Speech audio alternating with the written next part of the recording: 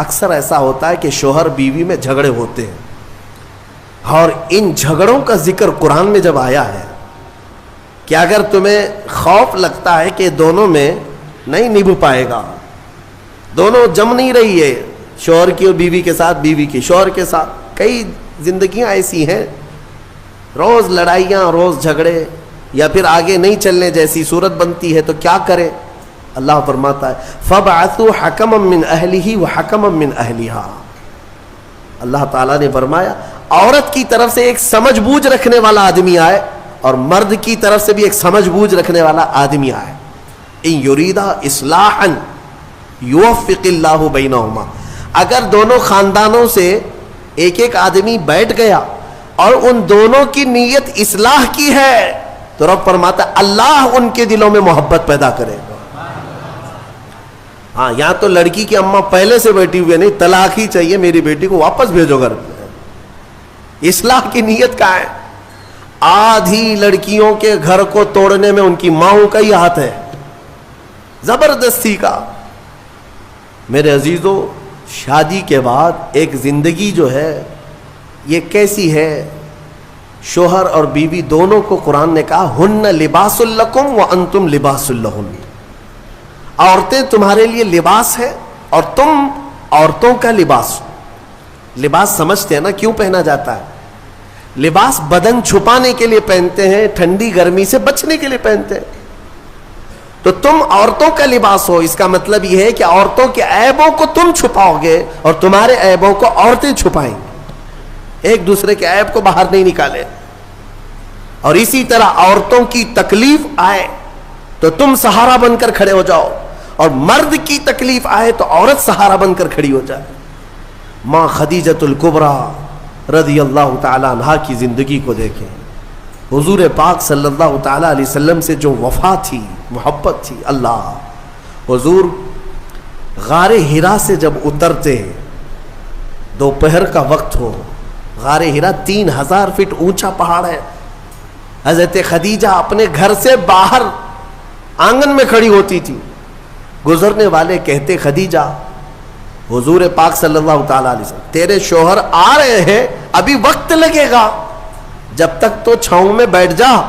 حضرت خدیجہ کہتی ہے میرا دل گوارا نہیں کرتا، میرے سرتاج دھوپ میں اتر رہے اور میں چھاؤں میں بیٹھی رہوں، جتنی دیر میرے رفیق حیات صلی اللہ علیہ وسلم دھوپ میں اتر رہے ہوں اتنی دیر میں بھی تو دھوپ میں کھڑی رہوں۔ حصے داری اس کو کہتے ہیں، پارٹنرشپ یہ ہوتی ہے، شریک حیات اس کو کہتے ہیں، لائف پارٹنر یہ ہے۔ حضرت خدیجہ کا جب انتقال ہوا، میرے آقا کو اتنا غم ہوا، اتنا غم، پورے سال کا نام رسول پاک نے عام الحزن رکھا، یہ غم کا سال ہے، جس سال ام المومنین کا انتقال ہوا۔ اور وہ عجیب لمحہ تھا جب سیدہ کائنات فاطمۃ الزہرا سلام اللہ علیہا حضور کی بارگاہ میں تھیں، چھوٹی عمر تھی جب حضرت خدیجہ کا انتقال ہوا، حضرت فاطمہ بہت چھوٹی تھی۔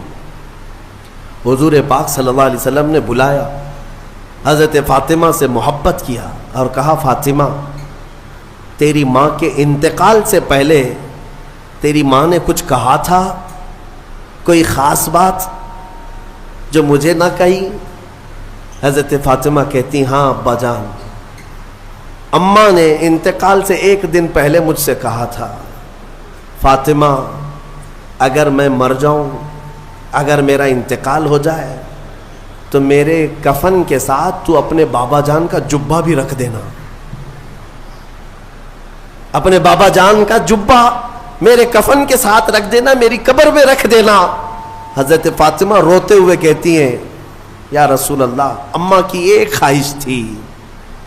حضور اکرم صلی اللہ تعالی علیہ وسلم کی آنکھوں میں آنسو آ گئے اور میرے آقا نے فرمایا فاطمہ قسم رب ذوالجلال کی، تیری ماں نے میرا جبہ ہی پوچھا، قسم رب ذوالجلال کی اگر خدیجہ یہ کہتی تو میں اپنے جسم کی چمڑی بھی اتار کر دیتا، اگر وہ جلد مانگتی تو میں اپنے جسم کی چمڑی بھی اتار کر کے اس کو دیتا۔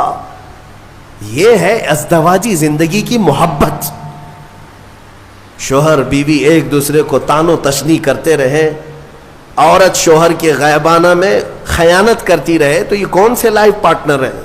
کون سے شریک حیات ہے؟